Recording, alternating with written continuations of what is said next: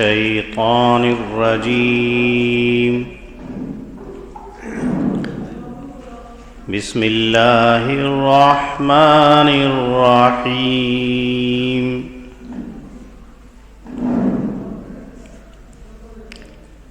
قال فرعون آمنتم به قبل أن آذن لكم إن هذا لمكر مكرتموه في المدينة لتخرجوا منها أهلها فسوف تعلمون لأقطعن أيديكم وأرجلكم من خلاف ثم لأصلبنكم أجمعين صدق الله العظيم.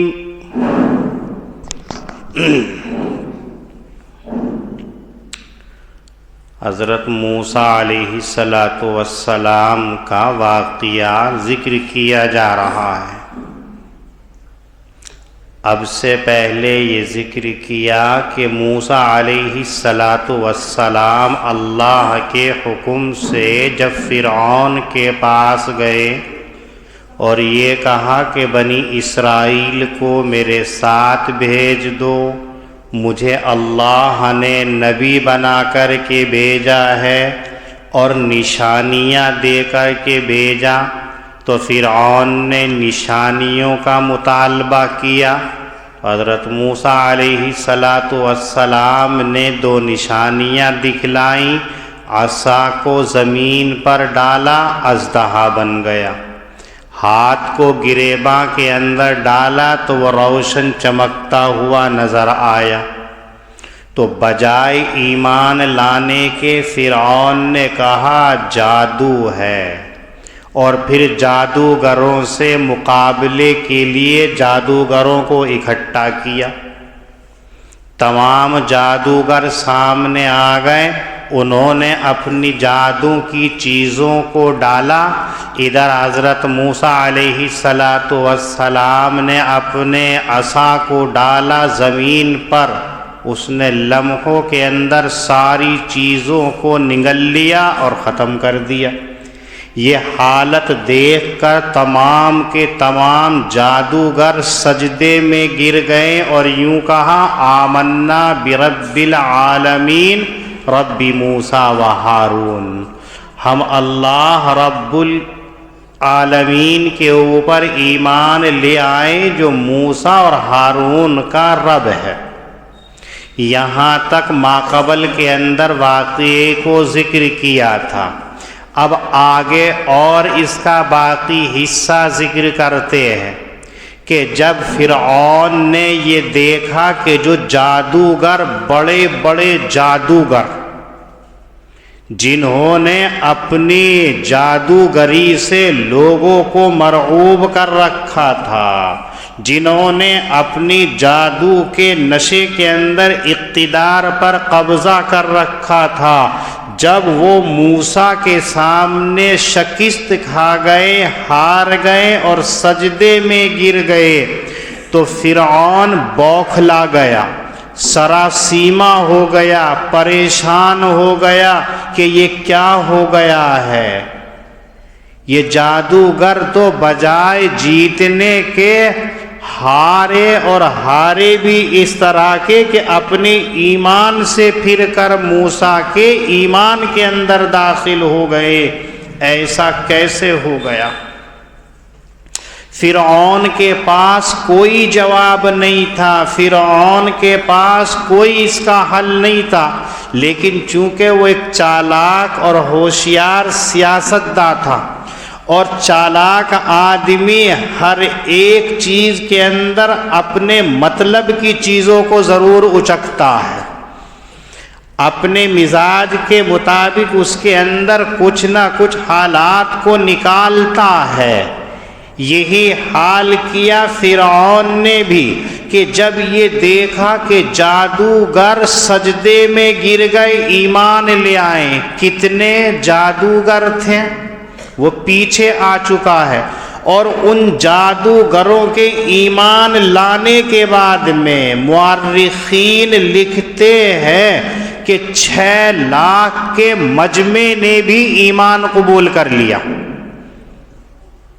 یا تو اب تک حضرت موسیٰ اور حضرت ہارون علیہم السلام تھے، یا اب جادوگر اور ان کو دیکھ کر کے 6 لاکھ کا مجمع جب ایمان کے اندر داخل ہو گیا تو اب فرعون کے مقابلے کے اندر بھی ایک جماعت تیار ہو گئی. فرعون کے مقابلے کے اندر بھی ایک جماعت آ گئی.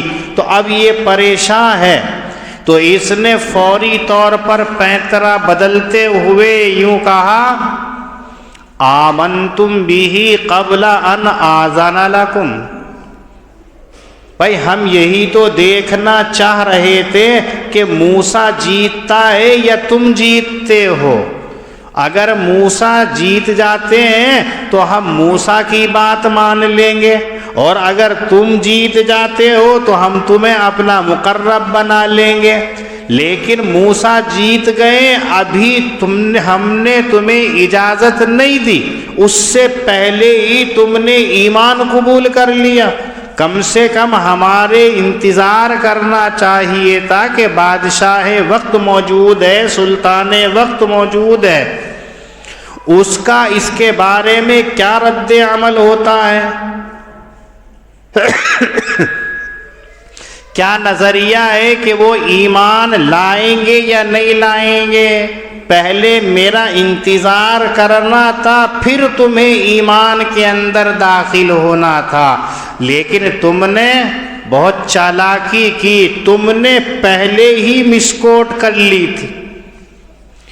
جادوگروں کے سرداروں سے فرعون نے یہ کہا تم نے پہلے ہی موسیٰ اور ہارون سے پیکٹ کر لیا تھا کہ ہم ہار جائیں گے، تم جیت جانا، اور پھر اس طریقے سے تم یہاں مصر سے ہمیں نکال دینا اور خود حکمرانی کرنے لگنا.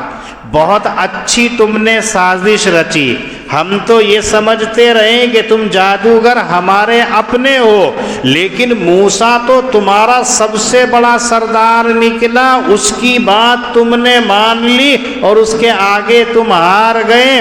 تمہارا منشا صرف اور صرف یہ ہے لِتُخْرِجُوا مِنْهَا أَهْلَهَا، یہاں بستی سے اہل بستی کو نکال کر کے باہر کر دیں اور خود حکمرانی کرنے لگو. بہت اچھی چال چلی، تمہیں ایسا نہیں کرنا چاہیے تھا. اور پھر چونکہ بوکھلایا ہوا ہے تو بوکھلاہٹ کے اندر اس نے دھمکیاں بھی دینی شروع کی. پہلے تو مبہم الفاظ کے اندر اور پوشیدہ الفاظ کے اندر دھمکیاں دی اور یوں کہا فَسَوْفَ تَعْلَمُونَ، ابھی چل جائے گا تمہیں پتہ. تم نے میری اجازت سے پہلے ایمان قبول کر لیا، ابھی پتہ چل جائے گا تمہیں، انتظار کرو، تم نے کتنی بڑی حرکت کی ہے. اور پھر یہ کہا لَأُقَطِّعَنَّ أَيْدِيَكُمْ وَأَرْجُلَكُمْ مِنْ خِلَافٍ، میں تمہیں اب سزا دوں گا. کیسے؟ کہ تمہارے ہاتھوں کو اور تمہاری سمت مخالف سے پیروں کو کاٹوں گا. یعنی داہنا ہاتھ کاٹ دوں گا اور بایاں پیر کاٹ دوں گا. اور اسی پر بس نہیں چلے گا، لَأُصَلِّبَنَّكُمْ أَجْمَعِينَ، پھر تم تمام کو سولی پر چڑھاؤں گا. ہاتھ بھی کاٹوں گا، پیر کو بھی کاٹوں گا اور پھر سولی پر چڑھا دوں گا. تمام جادوگر جانتے تھے کہ فرعون جو کہتا ہے وہ کرتا ہے. فرعون کے ظلم انتہائی حد تک پہنچے ہوئے تھے، طاقت کے نشے میں ہے. تو جادوگروں نے یوں نہیں کہا ہم تم سے مقابلہ کریں گے، یا یہ نہیں کہا کہ اگر تو ہمارے ساتھ زیادتی کرے گا تو ہمارے ساتھ بھی 6 لاکھ کا مجمع ہے، ہم بھی تجھ سے مقابلہ کریں گے.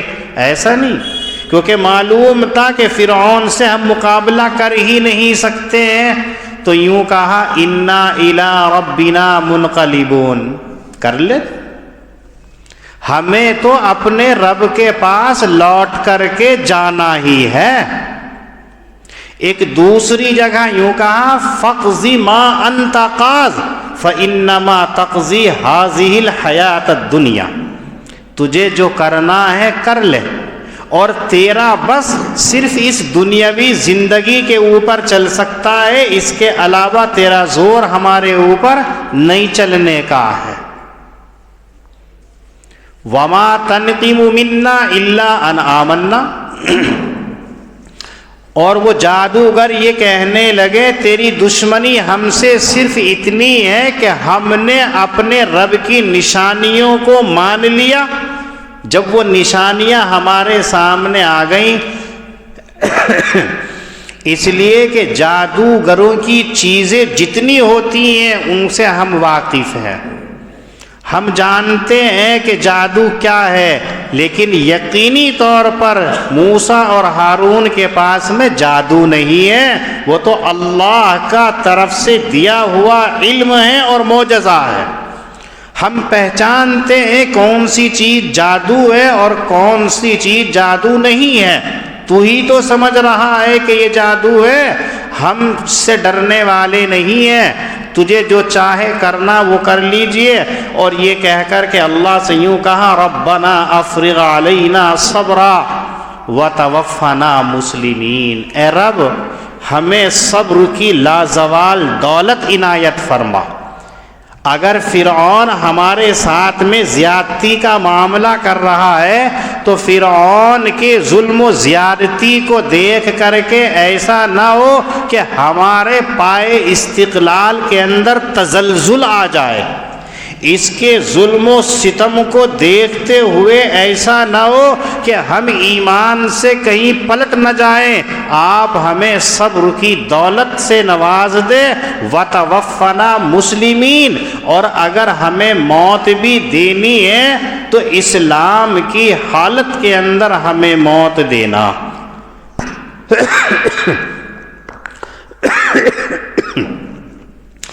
اسلام کی حالت کے اندر ہمیں دنیا سے رخصت کرنا، یہ دعا مانگی ہے۔ فرعون حضرت موسیٰ علیہ السلام سے اتنا گھبرایا ہوا تھا کہ بجائے موسیٰ اور ہارون سے سوال کرنے کے جادوگروں سے سوال پہ سوال کر رہا ہے، تم کیوں ایمان لے آئے، تم نے میرا انتظار کیوں نہیں کیا، تم نے میری خلاف ورزی کیوں کی؟ لیکن موسیٰ علیہ السلام اور حضرت ہارون علیہ السلام سے کوئی سوال نہیں کیا، بھلائے بیٹھا ہے۔ تو لوگوں نے جو وہاں کے وزیر تھے فرعون کو یاد دلایا، چھوڑے رکھو گے تم موسیٰ کو اور ان کی قوم کو؟ یہ دنیا کے اندر فساد بھی مچائیں گے، اپنے ایمان کے اندر لوگوں کو داخل بھی کریں گے، اور تیرے مذہب کو بھی بند کر دیں گے، اور تیرے بتوں کو بھی اور معبودان باطلہ کو بھی چھوڑ دیں گے، کچھ ان کے بارے میں بھی تو سوچ۔ تو فرعون کہنے لگا ہاں، اب ہم کیا کریں گے؟ ان کے لڑکوں کو تو قتل کر دیں گے اور ان کی عورتوں کو قیدی بنا لیں گے، اور ہم ایسا کر لیں گے، ہمارے پاس طاقت ہے۔ تب بھی حضرت موسیٰ سے براہ راست مقابلہ اور براہ راست سوال نہیں کیا، بلکہ بنی اسرائیل کی طرف یا جو ایمان لے آئے تھے ان کی طرف کہہ رہا ہے، نوجوانوں کو مردوں کو مار دیں گے، ختم کر دیں گے، عورتیں کچھ ہو نہیں پانے کا ہماری باندیاں بن جائیں گی اور ان کی نسلیں ختم ہو جائیں گی، ہم ایسا کر لیں گے۔ موسیٰ علیہ السلام سے وہ سوال کیوں نہیں کر رہا تھا؟ حضرت سعید ابن جبیر رحمۃ اللہ علیہ فرماتے ہیں کہ فرعون کے اوپر حضرت موسیٰ کا خوف اس قدر غالب آ گیا تھا کہ جیسے ہی موسیٰ علیہ السلام کے چہرے کے اوپر اس کی نظر پڑتی تھی پاجامہ گیلا ہو جاتا تھا، اور ہمیشہ یہی معمول رہا کہ جہاں موسیٰ علیہ السلام کی پر نظر پڑی فرعون کی، فرعون کا پیشاب نکل جاتا تھا۔ یہ اللہ والوں کی پہچان ہوتی ہے کہ ان کو دیکھ کر کے شیطان بھاگ جاتا ہے۔ آپ نے سنا ہوگا، کتابوں میں بھی حدیث میں پڑھا ہوگا کہ حضرت عمر فاروق رضی اللہ تعالیٰ عنہ جس راستے سے گزر جاتے تھے، شیطان کی ہمت نہیں ہوتی تھی کہ اس راستے سے میں گزر جاؤں۔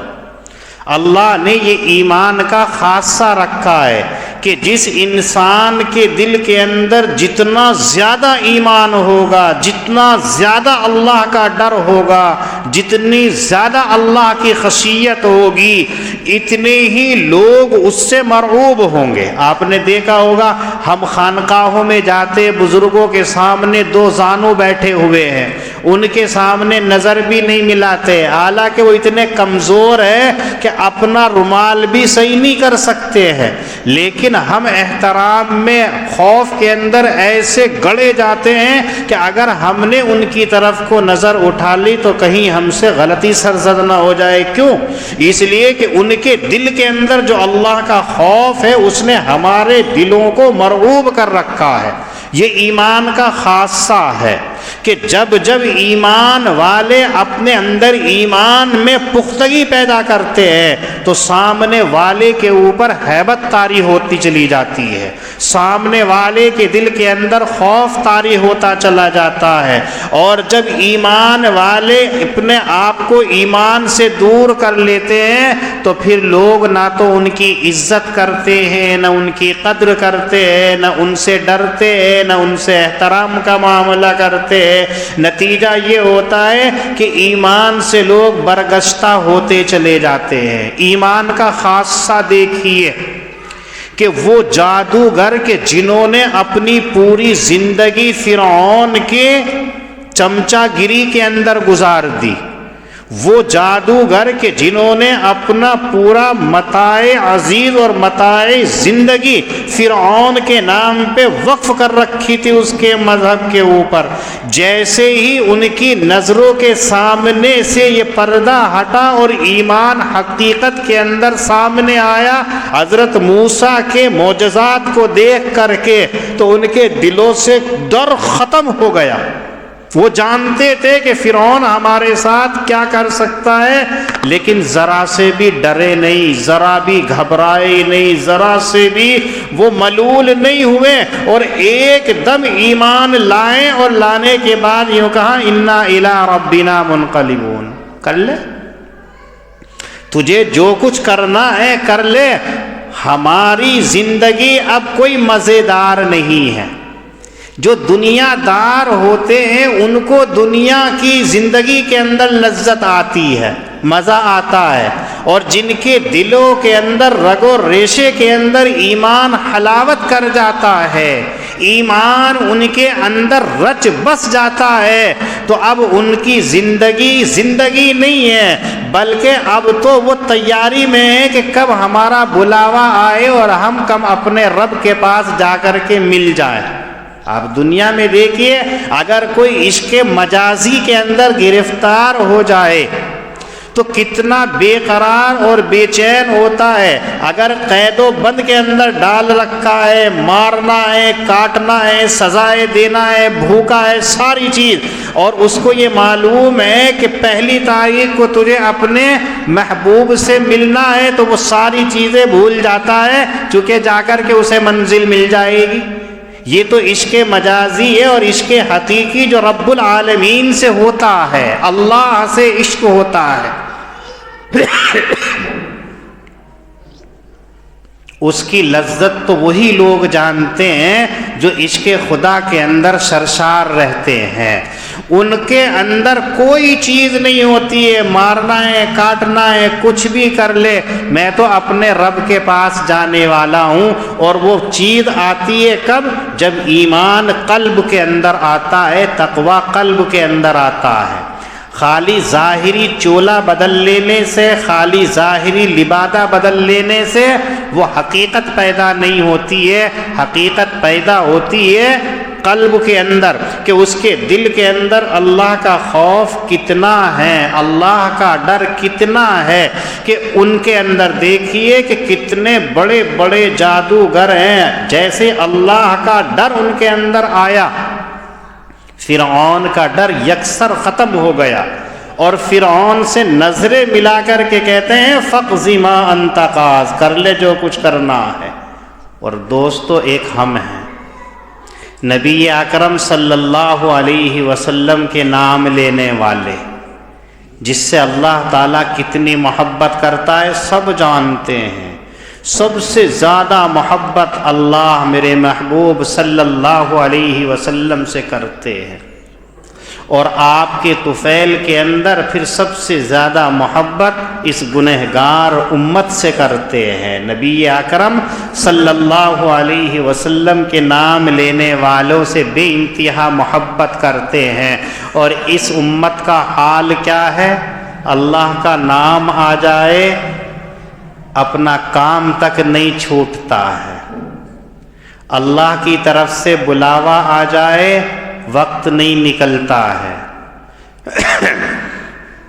دین شریعت اگر کوئی مطالبہ کرے تو اس کے پورا کرنے کی اس کے اندر طاقت اور سکت نہیں ہوتی ہے، اتنا مصروف ہوتا ہے کہ نہ دین کی بات سننے کے لیے، نہ دین کی خدمت کرنے کے لیے، نہ عبادت کو انجام دینے کے لیے اسے فرصت اور موقع ملتا ہے، اور رب بے انتہا محبت کرتا ہے تو معلوم ہوا کہ ابھی اس امت کے اندر وہ خوف نہیں ہے جو ایک لمحے کے اندر موسیٰ علیہ السلام کے معجزے کو دیکھ کر جادوگروں کے اندر ہو گیا تھا، اور کتنا پختہ ہوا کہ اب وہ ڈر نہیں رہے ہیں۔ ہمارا حال کیا ہے کہ اگر کوئی دشمن آ کر کے یہ کہہ دے آدھے گھنٹے کے بعد مسجد میں نظر نہ آ جانا،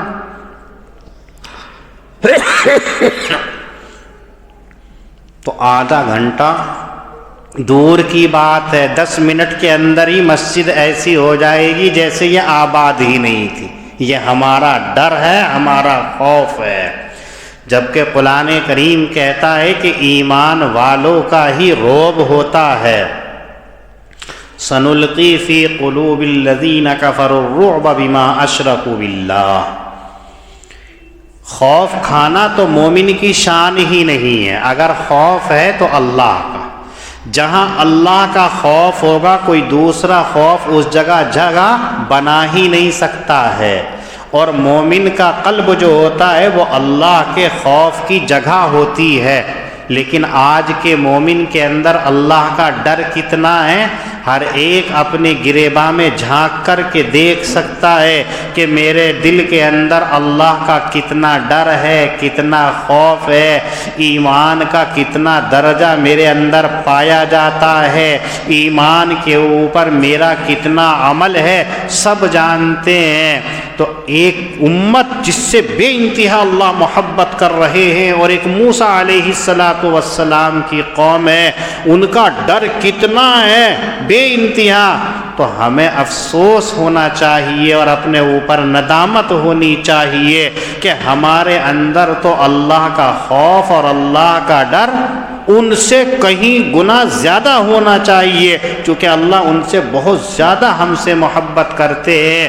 یہ پیغام ہمیں ان آیات سے مل رہا ہے کہ ہمیں چاہیے کہ اپنے آپ کو سدھاریں، سنبھالیں اور اپنی اصلاح کریں کہ ما قبل کے انبیاؤں کی امتوں کے ساتھ میں کیا حالات پیش آئے اور نبیوں کے ساتھ میں کیا حالات آئے ہیں، ان کو سامنے رکھ کر کے ہم اپنی زندگی کا جائزہ لیں اور اپنا حساب کریں، محاسبہ کریں، کہیں ایسا نہ ہو کہ میدان محشر کے اندر ہماری رسوائی ہو جائے۔ اسی واسطے نبی اکرم صلی اللہ علیہ وسلم نے فرمایا موتو قبل ان تموتو وحاسبو قبل ان تحاسبو،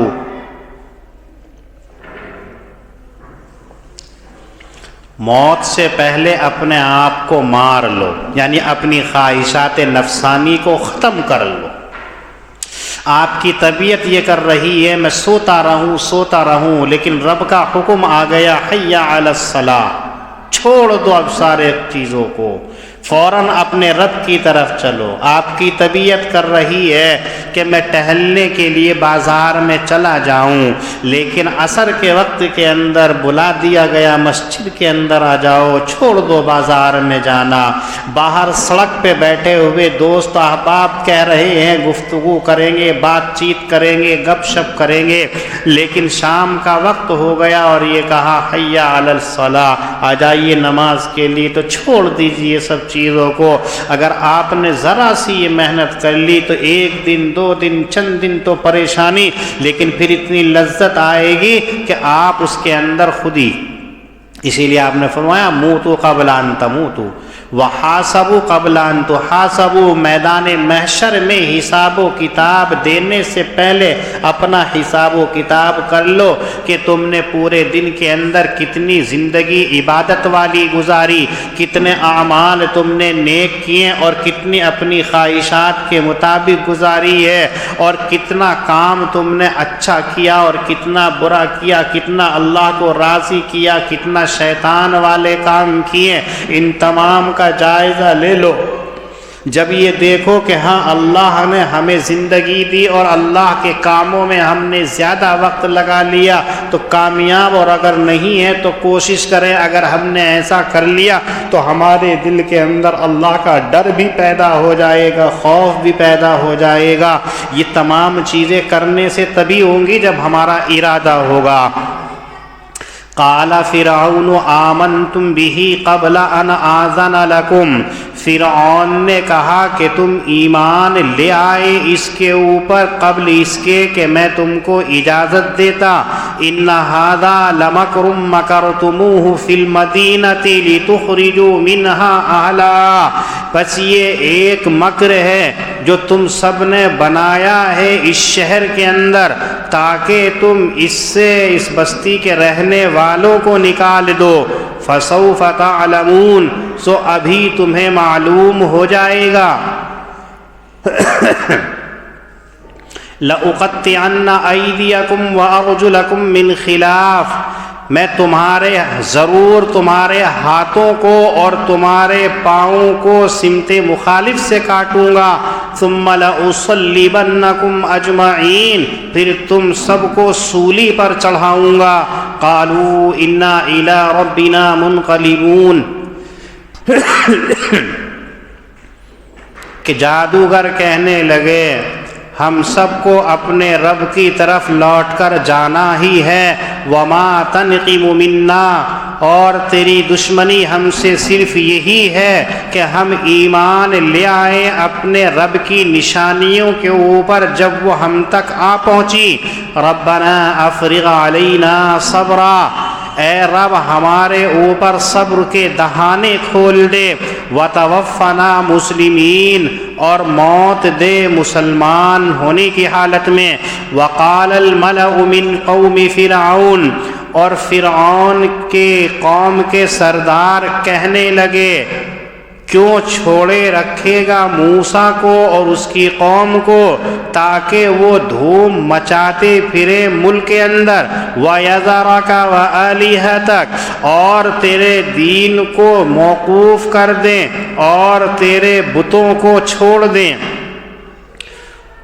فرعون نے یہ دعویٰ کیا تھا انا ربکم الاعلی، لیکن اس کے باوجود خود دوسروں کی پوجا کیا کرتا تھا، لوگوں سے اپنی پوجا کراتا تھا اور بت بنا رکھے تھے ان کی خود پوجا کیا کرتا تھا، جو اللہ کہہ رہے ہیں وَآلِهَتَكَ، معبودان باطلہ کی یہ پوجا کیا کرتا تھا، اس کو بھی چھوڑ دیں۔